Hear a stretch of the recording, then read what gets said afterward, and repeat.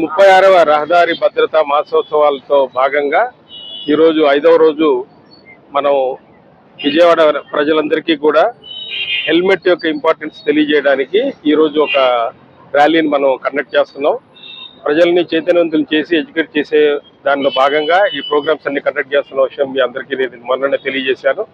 దాంట్లో భాగంగా స్కూల్ పిల్లలకి అట్లాగే కొంతమంది వాలంటీర్స్ కూడా ఇంజనీరింగ్ కాలేజ్ స్టూడెంట్స్ని 3 బ్యాచ్లుగా వాళ్ళని ట్రైనప్ చేశాము. ఆ ట్రాఫిక్ వాలంటీర్స్ని కూడా మనము రోడ్డు మీద హెల్మెట్ ఉండి కూడా ధరించిన వాళ్ళందరికీ కంపల్సరీగా ధరింపజేస్తున్నారు వాలంటీర్స్ అందరూ. అట్లాగే హెల్మెట్ లేని వాళ్ళందరికీ అయితే మటుకు మనం ఎన్ఫోర్స్మెంట్ ద్వారానే వాళ్ళని ఒక దారిలోకి తీసుకురావచ్చిన భాగంగా మన రవాణా శాఖ, పోలీస్ శాఖ ఆదివారం రోజు కూడా దాదాపు ఒక 70 నుంచి 80 కేసులు రాయడం జరిగింది. మరి అవగాహనతో పాటు ఎడ్యుకేషన్తో పాటు అన్ని రకాలుగా చేస్తే కానీ విజయవాడ నగరంలో మనం రోడ్ సేఫ్టీని పెంపొందించలేమనే దీంతో ఈరోజు ఈ యొక్క కార్యక్రమాన్ని పెట్టాము. ఈ కార్యక్రమంలో పాల్గొంటున్నటువంటి డీలర్స్, మా ఆథరైజ్డ్ డీలర్స్, ఆ యొక్క యాజమాన్యాలందరికీ కూడా రవాణా శాఖ ఎన్టీఆర్ జిల్లా తరఫున కృతజ్ఞతలు తెలియజేస్తున్నాను. మరి ప్రజలందరికీ కూడా మళ్ళీ విజ్ఞప్తి చేస్తున్నాను, మరి మన యొక్క ప్రాణానికి మనమే రక్షణ తీసుకోవాల్సిన బాధ్యత ఉంది.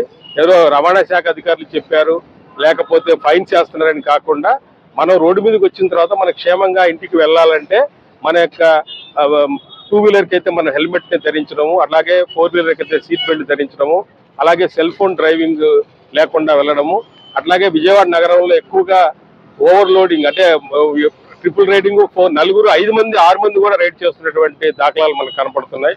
అలాగే ఓవర్ స్పీడింగ్. ఈ కారణాలు కనుక ఈ 6 థీమ్స్ కనుక మన విజయవాడ నగర ప్రజలందరూ పాటిస్తే ఖచ్చితంగా మనం విజయవాడ నగరంలో జరుగుతున్నటువంటి ప్రమాదాల బారిన పడి చనిపోతున్న వారి సంఖ్యని 50% వరకు తగ్గించాలని లక్ష్యంగా పెట్టుకున్నాం. ఆ లక్ష్యాన్ని నెరవేర్చడంలో మరి మీడియా మిత్రులందరూ కూడా సహకరించాలని, అట్లాగే ప్రజలందరూ కూడా దీన్ని పాజిటివ్గా తీసుకొని ఏదో మేము ఫైన్ల రూపంగా వాళ్ళకి ఇబ్బంది పడుతున్నామనే ఆలోచన కాకుండా అందరూ కూడా దీన్ని హెల్మెట్ పెట్టుకోవడానికి మన యొక్క శాయశక్తులు కృషి చేయాలని నగర ప్రజలందరికీ విజ్ఞప్తి చేస్తున్నాం. ఇదిలోనే కదా కంపల్సరీ. అంటే ఎక్కడ ప్రమాదం ఎక్కడ జరిగినా ఎక్కడైనా జరగవచ్చు. ఇల్లు దాటి వచ్చిన తర్వాత రోడ్డు మీదకి వచ్చినప్పుడు తక్షణం ఖచ్చితంగా ఉండి తీరాలి.